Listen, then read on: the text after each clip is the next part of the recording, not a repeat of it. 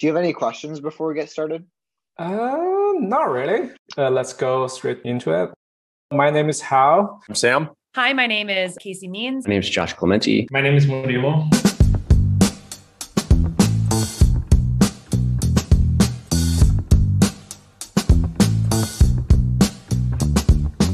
The culture is unique. We believe in building culture through our actions, not through policy. Remote first, for sure, and asynchronous working.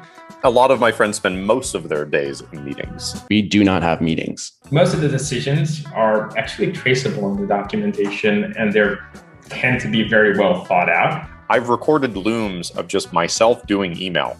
All right, so here's an example of de-threading, which is a way of taking a single message. And apparently that's been incredibly helpful for people. He's an expert on utilizing emails. We are asynchronous, and that means that we allow every person to select for the schedule that works best for them. You see, this is new for me, right? So before this, every company joined remotely. Remote work was an afterthought. The remoteness of the culture and the remote first environment we're building is the first I've experienced. By nature, asynchronous working is pretty fit with the kind of work engineers do. For some people, their number one priority is to be home to read their children a bedtime story. And they like to spend their weekends with their family and they don't check email. Other people check email all the time, and that's fine, as long as you communicate these things. As a fully remote team, we have that leverage to just utilize our time better. If you need to be synchronous, then you need to adapt to the time that we all agree we're going to work. If it can be asynchronous, then you can design your day with however it is that works for you. I've actually been in situations where one of the teams I was working on actually disconnected things on Sundays because they did not believe that people should work on Sundays. And I found it incredibly condescending because I wanted to work on Sunday and they would not let me because they know what's best for me.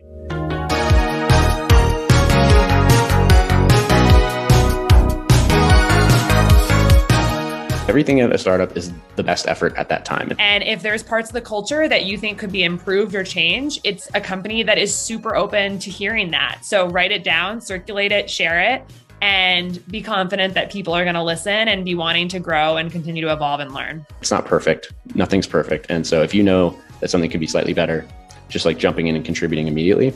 Everybody really focus and care about the members. Most people at the company are very interested in health, wellness, fitness, food, and there's a lot of discussion about that.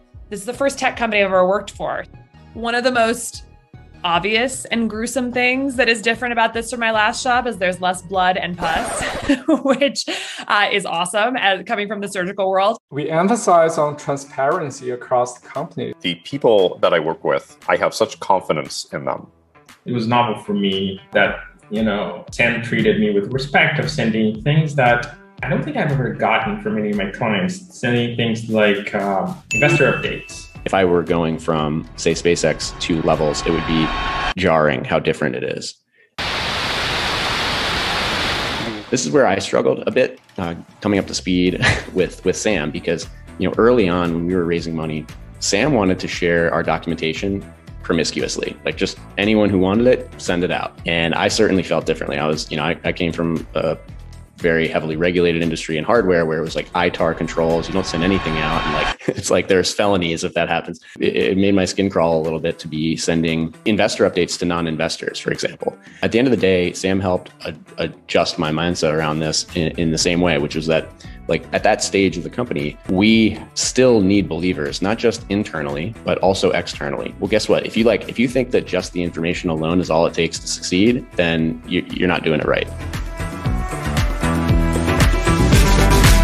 I had in my mind something that I thought was a very high priority project. And I sent it to David and said, "Hey, David, this is the new priority." And he responded and said, "Cool. So these are the 5 projects that I'm currently working on that I think are high priority. Where does this fit within that list?" And it was like, yeah, okay, you're right. This is not high priority. Velocity is the biggest difference Levels has compared to all the companies I worked before. It's very much a culture of practice what you preach.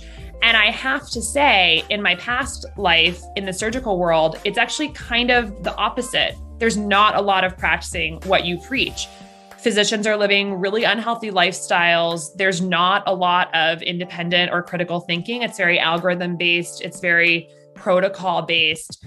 And we're not really focused on health. We're focused on reacting to disease. So there's that misalignment a little bit between of values. And here at Levels, there's total alignment of values. I really want to be part of it and helping more variety of people to realize their metabolic health, how important it should be.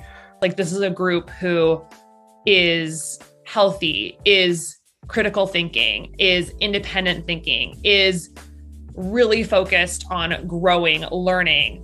And all of that feeds into our company culture and our business. And it's just, it's a really beautiful place to be, where you can show up as your full self to work, and for that to be supported.